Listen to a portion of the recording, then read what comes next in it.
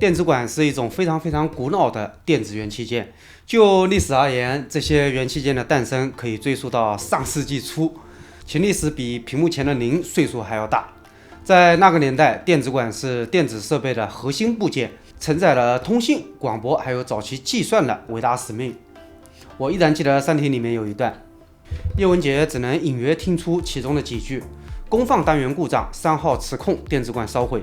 这里面的电子管本质上与我们今天所介绍的是同一个概念。事实上，哪怕在如今的21世纪，虽然晶体管已经占据了99%的市场份额，但是如果说是超大功率放大，比如100万瓦级别的电台或者卫星而言，大功率的电子管依然是唯一的选择。那么，为什么这种古老的元器件在2025年的今天依然有不少簇拥呢？原因在于电子管所带来的特殊音质。电子管不仅仅是一种技术，更是一种艺术。它通过温暖、饱满且具有层次感的声音，为音乐注入了一种独特的灵魂。这种声音的魅力，至今仍为无数音频发烧友所追求。在我们的港台地区，这种设备一般被称之为胆机。大家好，我是小甘。今天我们要介绍的是 HiFiMan 与高登联合推出的一款电子管耳放 GA10。GA10 是 GoldWave 的10周年纪念款耳放。其实我本人与 GoldWave， 也就是金波高登音频的杨老师相识已久。对于高登的产品，我一直是持一个认可态度的。只是在之前，如果说您接触 HiFi 有点时间的话，就一定会有印象。金波有个别号叫做金哥，得此雅号与杨老师的低效率密不可分。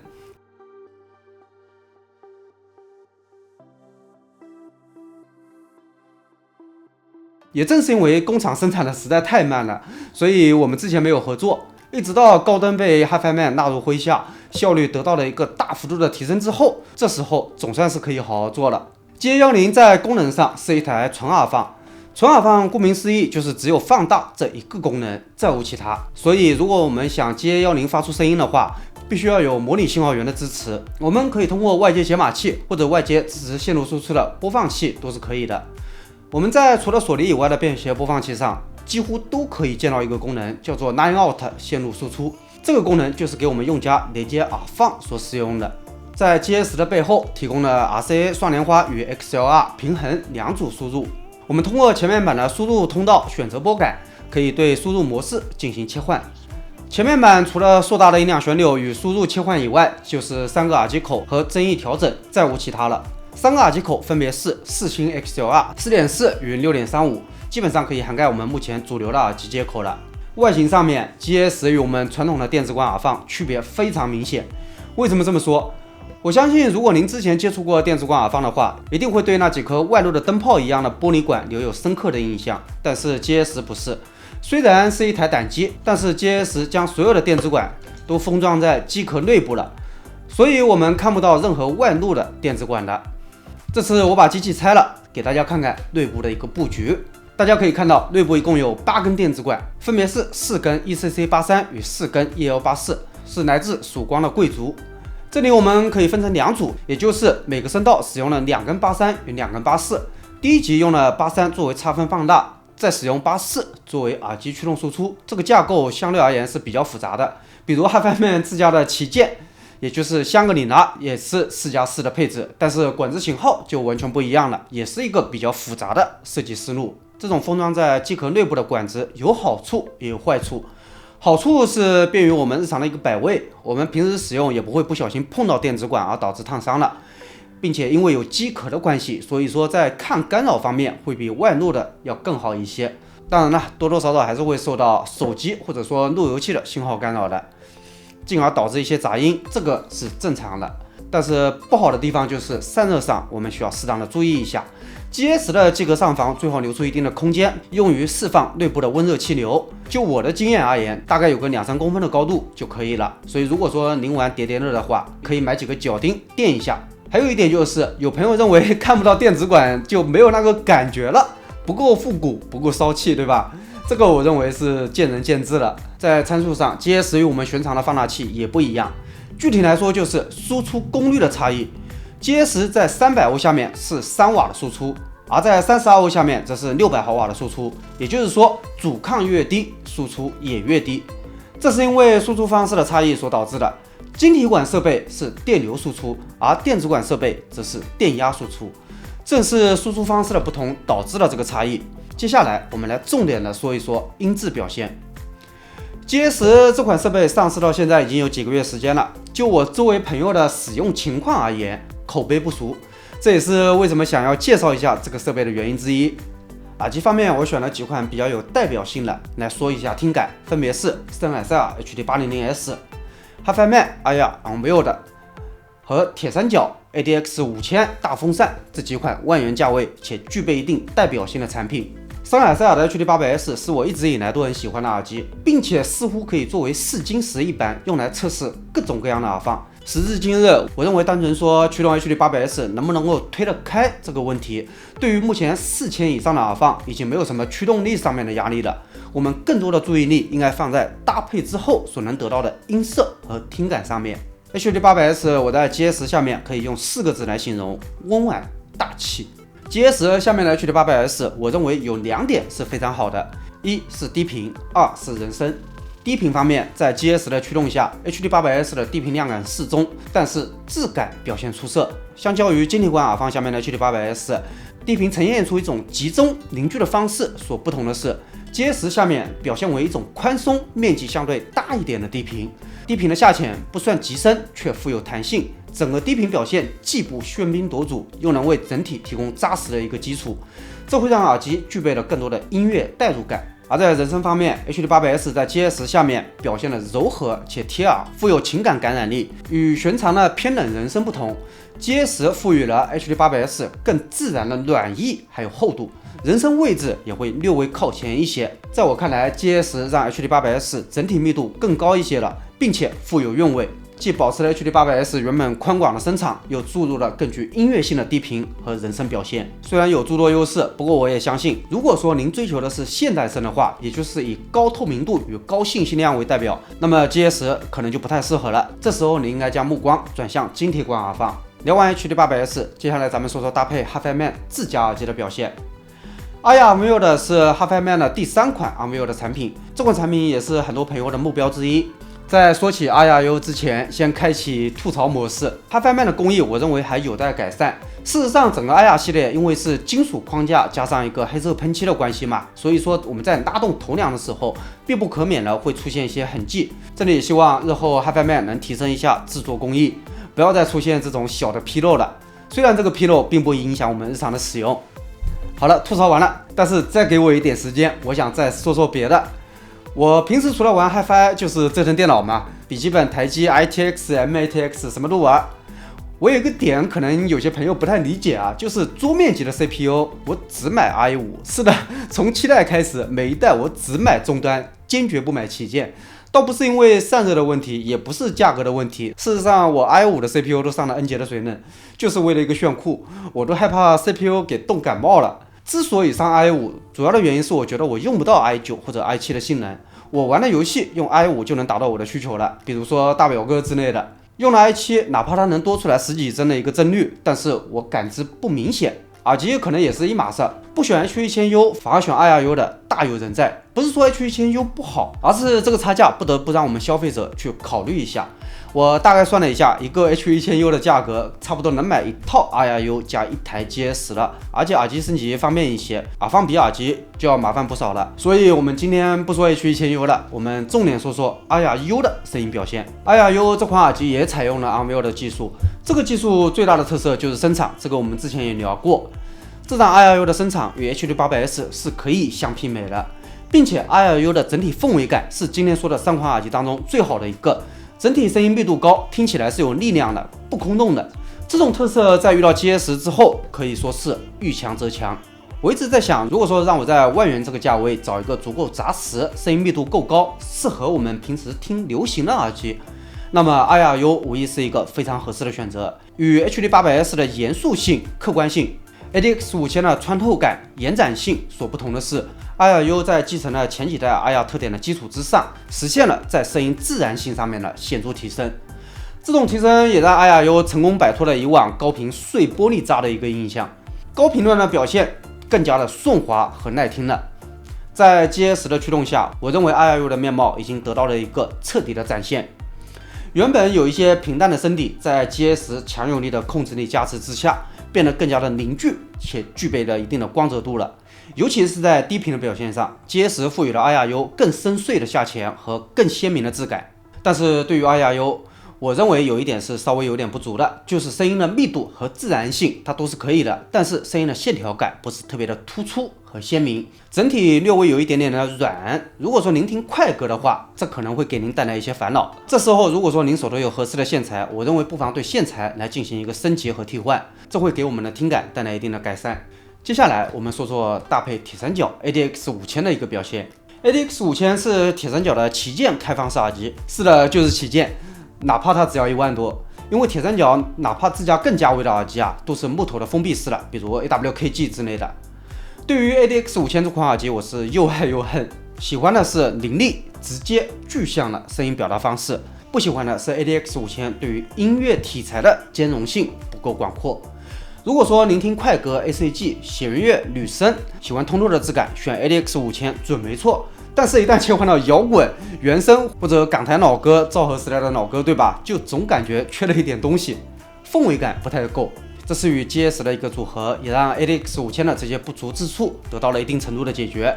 不过不是彻底解决，由于 GS 本身绵密的声底，这让 ADX5000在表达男声的时候也显得更加的蓬松了。但是我也注意到，就是原本靓丽的女生似乎就不是那么的靓丽了，这点我认为不能算是一个很好的消息，但是它也不坏，对吧？好就好在这一套组合下面，速度感与解析力依旧得到了保证。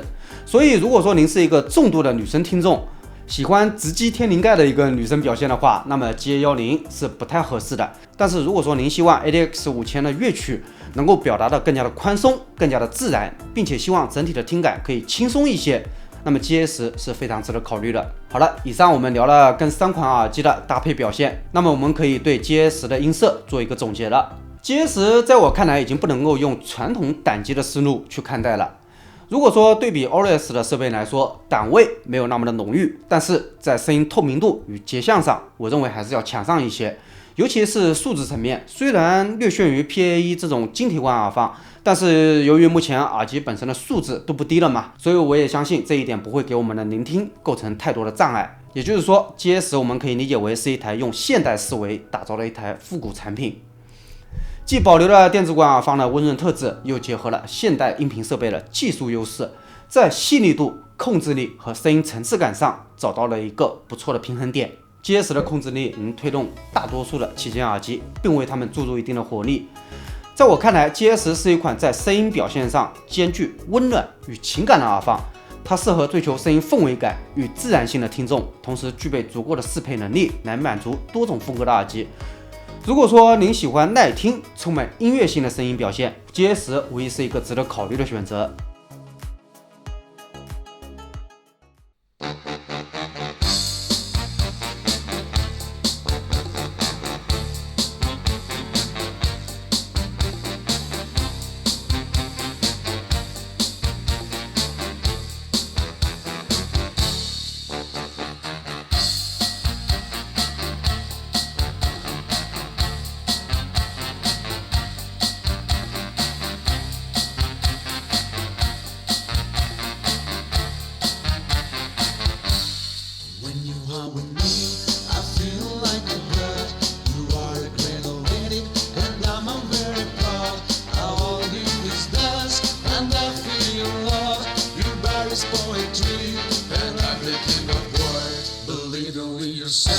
Because you are a queen, move me your body now.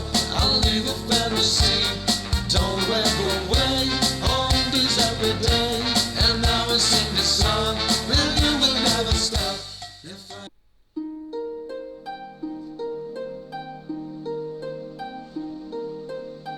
辛いこと辛いと言わず嫌なこと嫌とは言わず飲み込んで隠して抑え込んで黙って泣輝く人へ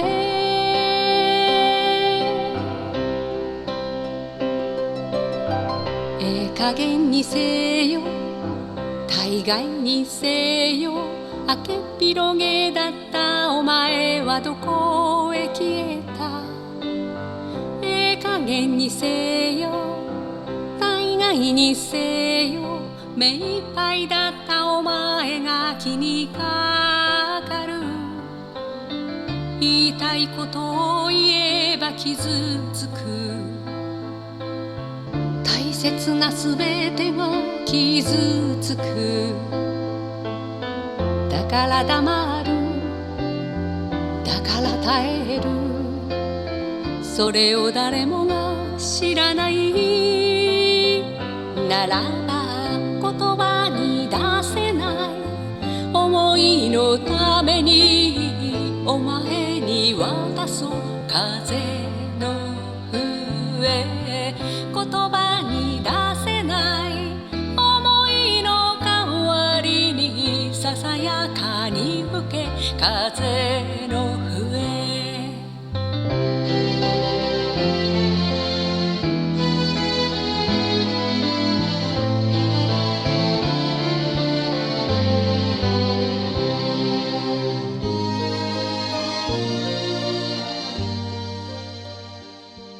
最后我们再来聊一下电子管的使用注意事项。这种台式胆机因为不可能移动使用嘛，所以震动方面我们不需要顾虑太多的，适当的注意就可以了。另外就是前面我们说的抗干扰，要远离路由器之类的电磁信号。最后很重要的一点就是热机了，我一般推荐热机5分钟之后去听，表现会更加的出色。说到这里我还闹过一个笑话，就是 GS 的电子管因为它不是外露设计的嘛，所以我收到之后直接就插上电接上耳机直接听了，完全没意识到这是一台需要预热的胆机。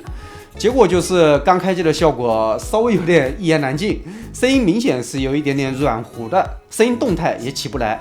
后面才想起来，哦，原来 GS 是胆机这码事，热机热了10分钟之后，与之前的效果差别不小。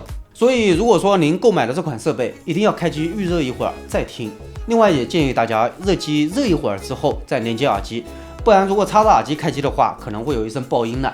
那么 GS 在选购的时候有什么需要注意的点？我认为最重要的就是与前端设备的一个搭配了。由于 GS 是纯耳放的一个关系，所以解码器或者说播放器或者内置解码的速播是必不可少的。之前有不少朋友选择了小夜曲、天音座3代或者说欧若拉 DA1 这种解码耳放一体机。如果说您手头有这么一台解码耳放一体机的话，就没有任何的顾虑了，因为这些设备都带有 DAC 输出功能，只需要一对信号线连接到 GS 就可以了。以天音座3代为例，我们用一对平衡信号线就可以将天音座与 GS 进行连接，然后在天音座3代的输出选择里面将输出模式更改为 DAC 输出。这个时候天音座3代的输出电平最大，并且工作在纯解码的一个状态，并跳过了内部放大。如果说您需要用天音座接耳机，只需要更改输出模式为 Headphone 即可，整个操作只需要几秒钟的一个时间。如果我们在天音座3代的基础之上再连接一台 GS 的话，就意味着可以拥有2种不同的音色，是高素质、速度快、动态强劲的天音座3，还是温润、细腻、充满感情的 GS， 选择权在您手中，只需要简单的切换即可。我相信，如果说您有多副耳机的话，那么这种不同放大模式之间的差异，再配合不同的耳机来进行交叉聆听，一定会给您的 Hi-Fi 之路带来新的感受。对于 GS， 我主要不满的有2点。第一个是功能性上面的，如果说您是单纯用来驱动耳机的话，那么功能性上面我认为没有任何的障碍。但是我们也要注意到，有一部分玩家是有源音箱的，比如说真力啊、KEF 啊等等之类的。这个时候如果说 GS 能多出一个前级模式，也就是胆前级，给音箱添加一些油润感、温暖感，我认为也未尝不可，让音箱也可以感受一把电子管的魅力。二是这个机器真的是有些过于硕大了，我相信如果说您是在电脑桌面摆放的话，那么这个体积肯定会让人有些犯难的。如果说您主打的是轻 Hi-Fi 或者说桌面 Hi-Fi 的话，那么 GS 一定要慎重考虑一下。这个时候或许乐比的 ES 这种设备会更加的适合桌面一些。在我看来，电子管耳放与黑胶有很多相似之处，这2种设备在使用之前需要一些似乎具备一点点仪式感的准备工作。电子管耳放我们需要预热，黑胶唱片我们需要洗碟或者其他的前置工序。正是这些独特的流程，让人们能够在聆听之前更加深刻地感受到模拟设备的特殊魅力。更重要的是，它们在本质上都是纯模拟的设备，这一点非常的有意思。因为这种纯粹的模拟特性不仅延续了经典的声音表现，还赋予了设备更高的可玩性。我们可以通过更换组件来获得全新的感受。电子管耳放我们可以更换电子管，而黑胶唱片机则可以更换唱臂或者唱针。每一次的调整和替换都会为我们的聆听体验注入新的乐趣和期待。在电子管设备的圈子里面，有一句老话叫做换管如换机。关于这一点，我的体验并不算多，因此无法完全确认。但是不可否认的是，与晶体管耳放相比，电子管耳放最大的特色就是在于其独特的放大模式，这为玩家后期折腾提供了极大的空间。如果说您日后想体验不同电子管之间的音色差异，那么只需要去购入相同型号但不同品牌的电子管，对原装管进行一个替换就可以了。通过对电子管的替换，GS能不能够迸发出超越其价值的声音表现？我认为这个答案要交由您去寻找。模拟的才是长久的，正因为如此，如今电子管这个古老的部件正在越来越多的被应用到不同的产品形态当中。从播放器，比如 SP3000T、M8T 到便携耳放，比如 ES， 甚至是一些小尾巴都开始内置电子管了。这些设备都在不断的诠释电子管音色的独特魅力。当然了，这些便携设备大部分都是前级管，与我们今天所介绍的台式设备还是有很大区别的。最后，咱们总结一下。对于 GS， 我认为这是一台足够纯粹也足够发烧的设备。虽然我们需要配置额外的解码或者其他，也需要自己付出一定的精力还有时间，但是如果说您希望在 Hi-Fi 之路上面走得更远，那么 GS 我认为是值得考虑的。这里不光是 GS 解码或者说转盘都是可以的。我们在围绕一个设备去进行整个系统的搭建过程当中，我们可以得到不少的收获，因为我们喜欢玩，喜欢 Hi-Fi， 喜欢在这个过程当中寻找到不同的、出色的、有意思的声音，就这么简单。如果说您希望在万元价位寻找到一台合适的纯耳放的话，那么我会重点推荐 GA10。最后再次感谢大家的观看，我是小甘，我们下期再见。